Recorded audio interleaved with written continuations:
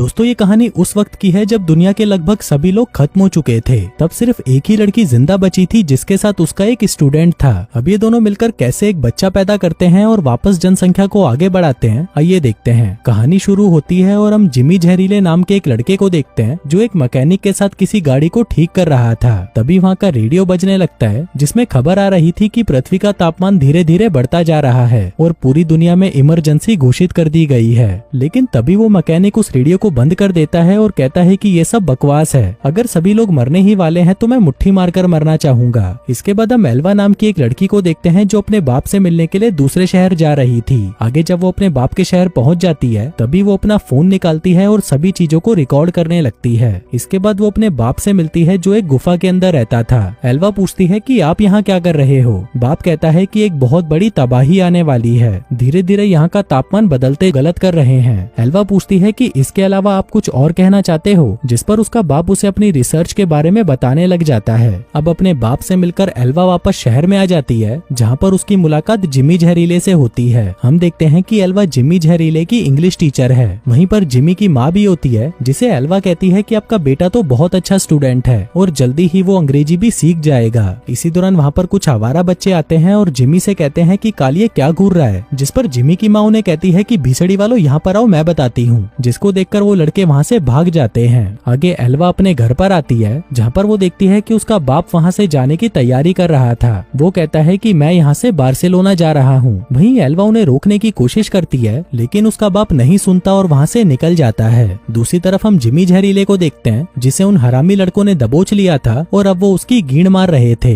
वो उसे उठाकर तालाब में फेंकने ही वाले थे कि तभी एल्वा वहाँ से गुजर रही होती है जो उन्हें वहाँ पर देख लेती है। वो जिमी जहरीले को बचाने के लिए भागती है लेकिन तब तक वो उसे तालाब में फेंक चुके होते हैं। तभी एल्वा भी उसे बचाने के लिए तालाब में कूद जाती है। हम देखते हैं कि जिमी जहरीला धीरे धीरे गहराई में जाने लगता है और उसके पीछे पीछे एल्वा भी होती है। वहीं बाहर बहुत तेज लाल रंग की बिजली कड़क रही थी जिसे रेड स्टॉर्म कहा जाता है। ये बिजली जमीन के साथ साथ पानी में भी गिरने लगती है, पर क्योंकि जिमी और एल्वा पानी में बहुत नीचे थे तो उन्हें इसका पता नहीं चलता। कुछ देर बाद जब एल्वा जिमी को बचाकर ऊपर लेकर आती है तो वो देखती है कि पूरा आसमान लाल हो चुका है, साथ ही एक बहुत बड़ा तूफान आ रहा है जिसने लगभग सभी चीजों को खत्म कर दिया है। आगे एल्वा जिमी को होश में लाती है और ये लोग देखते हैं कि हर जगह पर बिजली कड़क रही है। जिसके बाद ये दोनों शहर की तरफ जाने लगते हैं, लेकिन वहाँ आने के बाद ये देखते हैं कि पूरा का पूरा शहर तबाह हो चुका है और वहाँ पर रहने वाले सभी इंसान मारे जा चुके हैं। तभी जिमी भागकर वहाँ अपनी माँ को ढूंढने लगता है और तभी वो देखता है कि उसकी माँ की लाश मलबे के नीचे दबी हुई है। जिमी ये देखकर बहुत रोता है, लेकिन जैसे ही एल्वा उसे पीछे खींचती है उस बिल्डिंग में एक जोर का ब्लास्ट हो जाता है। अब एल्वा को पता था कि शहर में तो कुछ नहीं बचा, इसलिए वो जिमी जहरीले को लेकर अपनी बाप की बनाई हुई गुफा में आ जाती है। आगे वो जिमी को कुछ कपड़े और कंबल देती है, जिसके बाद वो दोनों वहाँ पर सो जाते हैं। अगली सुबह वो दोनों गुफा से बाहर निकलते हैं और चलना शुरू कर देते हैं। इसके बाद एल्वा अपने घर पर आती है और देखती है कि उसका घर भी तबाह हो चुका है। जिसके बाद वो अपने फार्म हाउस आती है और फोन निकालकर अपने बाप को कांटेक्ट करने की कोशिश करने लगती है, लेकिन उसका फोन काम नहीं कर रहा था। तभी वो जिमी से कहती है कि तुम रेडियो चेक करो और वो खुद लैपटॉप चेक करने लगती है, लेकिन उसके लैपटॉप में चार्ज नहीं होता। आगे वो सोलर चार्जर से अपने फोन को चार्ज करती है और अपने बाप को फोन लगाने की कोशिश करती है, लेकिन उसका बाप फोन नहीं उठाता। अब एल्वा को कुछ समझ नहीं आ रहा था कि वो क्या करे। आगे वो दोनों पूरे शहर में घूमने लगते हैं, लेकिन उन्हें वहाँ पर कोई भी नजर नहीं आता। तभी जिमी एक पुलिस कार के पास जाता है और उसकी डिक्की में से एक बंदूक निकालता है, पर तभी एल्वा वहाँ पर आकर उसे वापस रख देती है और कहती है कि अब हम बार्सिलोना जा रहे हैं। तभी एल्वा की नजर एक स्कूटर पर पड़ती है। वो उसे स्टार्ट करने की कोशिश करने लगती है, लेकिन तभी वो एक पत्थर से टकराकर नीचे गिर जाती है और उसके पेट पर चोट लग जाती है। आगे ये दोनों वापस एल्वा के घर आ जाते हैं, जहाँ पर एल्वा अपनी चोट पर पट्टी करती है। जिसके बाद वो फोन निकालकर रिकॉर्ड करने लग जाती है। वो बताती है कि पूरी दुनिया तबाह हो चुकी है और बस मैं और ये काला बच्चा जिमी ही जिंदा बचे हैं। आगे वो अपनी बाप की डायरी पढ़ने लगती है, जिसको पढ़ने के बाद उसे एहसास होता है कि उसका बाप बिल्कुल सही कह रहा था। हम इंसानों ने प्रकृति की खूब गींड मारी है और अब प्रकृति हमारी गींड मार रही है। एल्वा अपने फोन में सारी बातें रिकॉर्ड कर रही थी। वो कहती है कि यहाँ पर हमारी मदद करने के लिए भी कोई नहीं है। जिसके बाद वो सब कुछ बंद करके सो जाती है। फिर रात में जिमी जहरीला उसके पास आता है और देखता है कि एल्वा की हालत धीरे धीरे खराब हो रही है। वो उससे बात करने की कोशिश करता है, लेकिन एल्वा उसे कोई जवाब नहीं देती। तभी वो उसकी चोट को देखता है और ये देखते ही उसे पता चल जाता है कि एल्वा को इन्फेक्शन हो गया है। तभी एल्वा कहती है कि मुझे एंटीबायोटिक्स चाहिए। जिमी कहता है कि मैं अभी लेकर आता हूँ। लेकिन एल्वा उसे अकेले बाहर जाने से मना कर देती है और कहती है कि मैं सुबह खुद ले आऊंगी, जो कहकर वो सो जाती है। लेकिन जिमी फिर भी बाहर आ जाता है और एंटीबायोटिक्स लाने के लिए निकल पड़ता है। जिमी की भी फटी पड़ी थी क्योंकि वो कभी भी अकेला कहीं नहीं गया था, लेकिन एल्वा की जान बचाने के लिए उसे ये करना पड़ता है। अगली सुबह हम देखते हैं कि जिमी वो दवाई लेकर आ जाता है और उस इंजेक्शन को एल्वा के पिछवाड़े में घुसाकर उसे वो दवाई लगा देता है। इसके बाद वो बाहर आकर अपने टूटे हुए घर को देखने लगता है जहाँ पर वो अपनी माँ के साथ रहता था। आगे वो गैराज में जाकर उस ट्रैक्टर को देखने लगता है जिसको वो लोग ठीक करने की कोशिश कर रहे थे। वहीं एल्वा की आंख खुलती है और वो देखती है कि उसका जख्म ठीक हो चुका है। तभी जिमी उसके पास आता है और उसे गले लगा लेता है। कहता है कि शुक्र है तुम ठीक हो गई। रात को फिर से एल्वा वीडियो रिकॉर्डिंग ऑन करती है और कहती है कि मुझे कैसे भी करके बार्सिलोना पहुंचना ही है। फिर अगली सुबह जब जिमी जहरीले की आंख खुलती है तो वो देखता है कि एल्वा वहाँ से गायब थी। तभी उसकी नजर बेडशीट पर पड़ती है जिस पर खून लगा हुआ था। ये देखकर जिमी डर जाता है। उसे लगता है कि शायद एल्वा के साथ कुछ बुरा हुआ है। तभी वो साइकिल लेकर उसे इधर उधर ढूंढने निकल जाता है और थोड़ी देर बाद उसे एल्वा भी वहाँ पर मिल जाती है। जिमी उससे पूछता है कि तुम ठीक तो हो, जिस पर एल्वा कहती है कि हाँ, मुझे क्या होगा। तभी जिमी की नजर एल्वा की थाइस पर पड़ती है और वो देखता है कि वहाँ पर खून लगा हुआ था। जिमी कहता है कि मुझे नहीं लगता कि तुम ठीक हो, तुम्हारी गुफा में से तो खून निकल रहा है। तभी एल्वा हंसते हुए उसे कहती है कि मेरे पीरियड्स चल रहे हैं। जिमी पूछता है कि ये पीरियड क्या होते हैं। एल्वा कहती है कि जब लड़कियां जवान हो जाती हैं तो उनकी पिंकी में से महीने में एक बार खून आता है जिसको हम पीरियड्स कहते हैं। जिमी कहता है कि अच्छा, मतलब अब तुम बच्चा पैदा करने के लिए तैयार हो। एल्वा कहती है कि हाँ। जिमी कहता है कि क्या तुम्हें बच्चे चाहिए, जो कहकर वो उसकी चूचियां दबाने की कोशिश करने लगता है, पर तभी एल्वा उसे रोक देती है और कहती है कि तुम्हें ऐसा नहीं करना चाहिए। जिसके बाद ये दोनों वापस आ जाते हैं। फिर एक दिन हम जिमी जहरीले को देखते हैं जो एक बंदूक चलाने की प्रैक्टिस कर रहा था, पर तभी एल्वा वहाँ पर आती है और उससे पूछती है कि तुम्हें ये बंदूक कहाँ मिली। जिमी कहता है कि पुलिस वालों की कार में। एल्वा कहती है कि इसे वापस रखाओ। जिमी कहता है कि नहीं, इस धरती पर सिर्फ मैं ही मर्द बचा हूँ और मुझे तुम्हारी रक्षा करनी है, जो कहकर वो वहाँ से चला जाता है। अब देखते ही देखते 3 महीने बीत जाते हैं और अब एल्वा भी समझ चुकी थी कि उन दोनों के अलावा यहाँ पर और कोई नहीं है, इसलिए अब इन दोनों को अपनी देखभाल खुद ही करनी होगी। आगे एल्वा अपनी बाप की डायरी पढ़कर सीखती है कि उसे पौधे कैसे उगाने हैं और अपने खाने पीने का इंतजाम कैसे करना है। साथ ही वो ये सारी चीजें अपने फोन में भी रिकॉर्ड कर रही थी।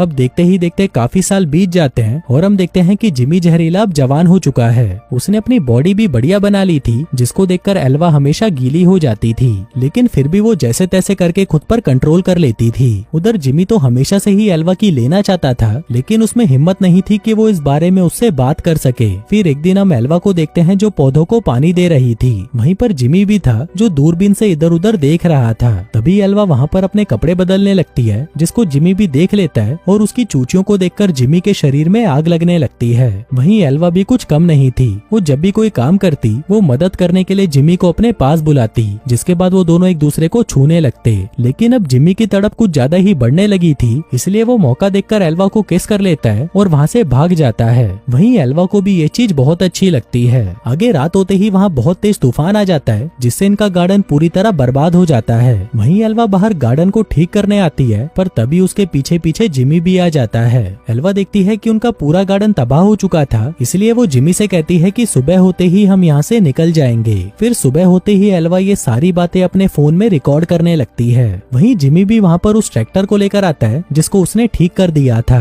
अब ये देखकर एल्वा बहुत खुश हो जाती है और जिमी जहरीले को गले लगा लेती है। आगे ये दोनों ट्रैक्टर में बैठते हैं और बार्सिलोना के लिए निकल पड़ते हैं। फिर कुछ दिन ट्रैवल करने के बाद ये लोग बार्सिलोना पहुँच जाते हैं। अब यहाँ पर पहुँचते ही एल्वा बार बार अपने बाप को कॉल करने की कोशिश करती है, लेकिन उसका बाप अभी भी उसका फोन नहीं उठा रहा था। अब आखिर में एल्वा ये मान ही लेती है कि उसका बाप अब मर चुका है, लेकिन वहीं जिमी कहता है कि इतनी जल्दी हम हार नहीं मान सकते, हम उनको ढूंढते रहेंगे। आगे पूरा शहर घूमने के बाद ये दोनों बार्सिलोना के स्टेडियम में आते हैं। जिमी देखता है कि ये पूरा स्टेडियम तबाह हो चुका था, जिसके बाद वो एक फुटबॉल निकालकर वहाँ पर खेलने लगता है। वहीं एल्वा ऑडियंस में बैठकर उसके लिए चीयर करती है और तभी जिमी अपना पहला गोल मारता है। एल्वा कहती है कि तुम ये वापस करो, मैं इसे रिकॉर्ड करूंगी। फिर जिमी वापस से गोल करता है और एल्वा उसे रिकॉर्ड करने लगती है। आगे जिमी अपनी टी शर्ट ऊपर करके खुशी से नाचने लगता है। तभी एल्वा उसके शरीर को देखकर फिर से गीली होने लग जाती है। जिमी को लगता है कि अब तो मैं इसे घोड़ी बनाकर ही रहूंगा, लेकिन तभी एल्वा खुद को कंट्रोल कर लेती है और वहाँ से चली जाती है।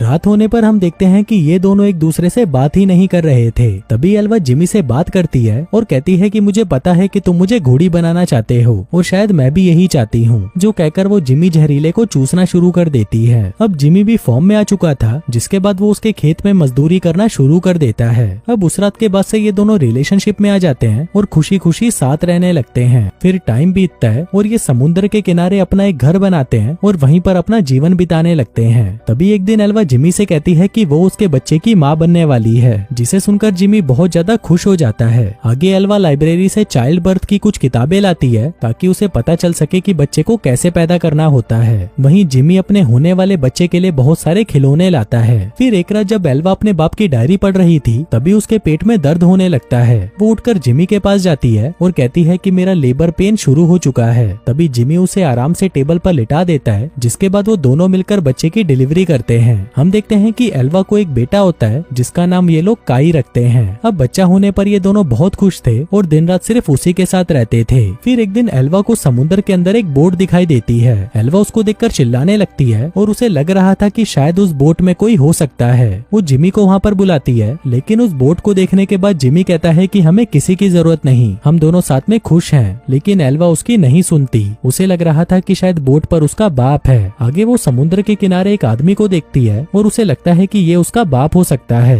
पर देखने पर वो आदमी कोई और होता है। आगे जब उस आदमी को होश आता है तो वो बताता है कि मेरा नाम जॉनी दलाल है। मुझे तो लगा था कि मैं यहाँ पर अकेला ही हूँ, लेकिन तुम दोनों को देखकर मुझे बहुत खुशी हो रही है। कहता है कि मैं एक आइलैंड पर रह रहा था और जब भी मुझे मौका मिलता था मैं ये बोट लेकर लोगों को ढूंढने निकल जाता था। अब तुम लोग मिल गए तो मैं खुशी खुशी वापस जा सकता हूँ। पर तभी एल्वा कहती है कि तुम चाहो तो हमारे साथ भी रह सकते हो, लेकिन जिमी जहरीले को ये बात अच्छी नहीं लगती। अब उसका सड़ा हुआ मुंह देखकर जॉनी भी समझ जाता है कि ये मुझे यहाँ पर नहीं रखना चाहता, इसलिए वो कहता है कि नहीं नहीं, मैं अपने आइलैंड पर ही ठीक हूँ। जिसके बाद वो उन दोनों से गले मिलता है और फूट फूट कर रोने लगता है। अब ये देखकर उन दोनों को उस पर तरस आ जाता है और ये जॉनी को यहीं पर रोक लेते हैं। आगे जॉनी दलाल इन्हें कई तरह की चीजें सिखाता है, क्योंकि वो इन सब में बहुत ज्यादा एक्सपीरियंस वाला था। लेकिन जब भी जॉनी एल्वा के करीब होता, जिमी की जलकर कोयला हो जाती। फिर एक दिन जब एल्वा अपने बच्चे को दूध पिला रही थी, तभी जॉनी दलाल उसे छुपकर देख रहा था। तभी वहाँ पर जिमी आता है और उससे पूछता है कि तुम यहाँ क्या कर रहे हो। जॉनी कहता है कि मैं मुट्ठ मार मार कर परेशान हो चुका हूँ, अगर मुझे कोई गुलाबी मिल जाती तो मेरा जीवन सफल हो जाता।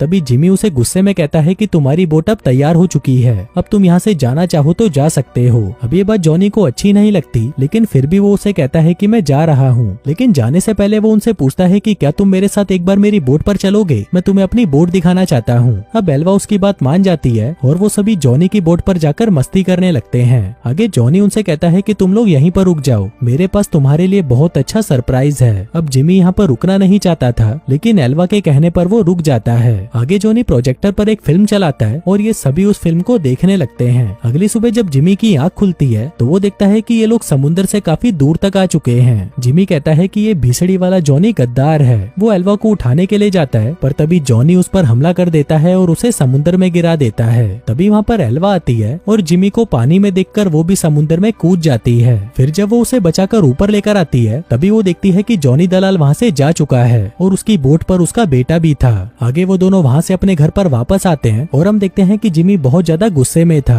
उन लोगों को तो ये भी नहीं पता था कि जॉनी उनके बच्चे को लेकर कहाँ गया होगा। जिसके बाद ये लोग पता लगाने लगते हैं कि जॉनी दलाल कौन से आइलैंड पर रहता है। आगे जिमी अपनी एक पुरानी बोट को ठीक करता है, पर तभी एल्वा वहाँ पर आती है और कहती है कि जॉनी अपने साथ शहद लेकर आया था, इसलिए हमें एक ऐसे आइलैंड का पता लगाना होगा जहाँ पर शहद ज्यादा होती है। इसके बाद एल्वा काफी सारी किताबों को पढ़ती है और फाइनली उसे उस आइलैंड का पता चल जाता है। अब ये लोग अपने बच्चे को लाने के लिए निकल पड़ते हैं और काफी दिनों के सफर के बाद वो लोग उस आइलैंड पर पहुंच जाते हैं। हम देखते हैं कि जिमी जहरीला अपने साथ एक बंदूक भी लाया था। आगे ये लोग उस आइलैंड पर आते हैं जहाँ पर इन्हें काई के रोने की आवाज सुनाई देती है। वो दोनों छुपकर देखते हैं कि इनका बच्चा कहाँ पर है और तभी वहाँ पर जॉनी भी आ जाता है। एल्वा जिमी से कहती है कि इसकी गाइड पर गोली मार। जिमी कहता है कि मुझे नहीं लगता कि ये आदमी यहाँ पर अकेला है, अगर हमने इसे मारा तो हम लोग भी मुसीबत में पड़ सकते हैं। वो कहता है कि मैं जॉनी दलाल के पीछे जाता हूँ और तुम जाकर काई को संभालो। लेकिन एल्वा जैसे ही काई के पास जाती है, वो देखती है कि उसने काई को एक पिंजरे में बंद कर रखा था।